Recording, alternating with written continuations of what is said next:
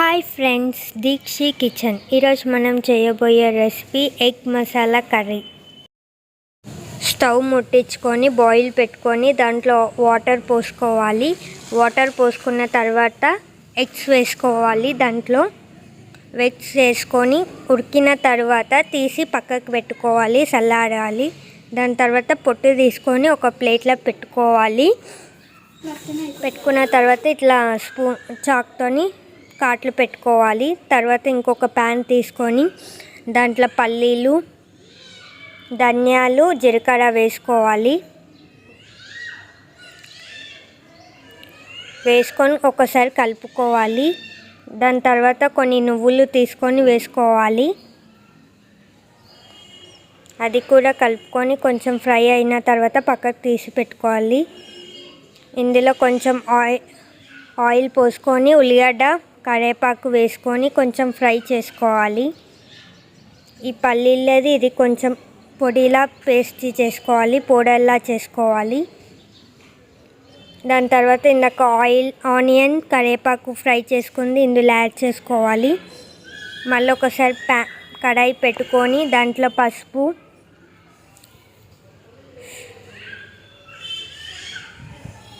కారం, ఉప్పు వేసుకొని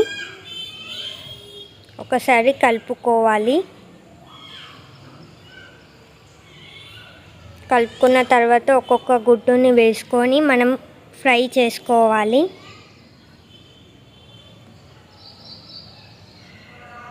మూత పెట్టుకొని ఒక 5 to 6 minutes ఫ్రై చేసుకోవాలి. దాని తర్వాత దీంట్లో కారం,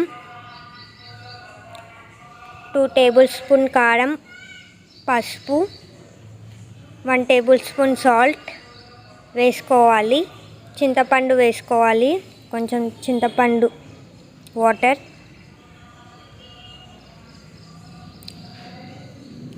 అప్పటి వరకు ఈ గుడ్లు ఫ్రై అవుతాయి కదా.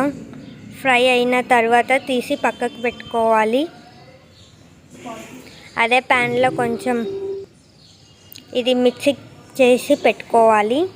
కొంచెం జీలకర్ర వేసుకొని కరివేపాకు వేసుకోవాలి.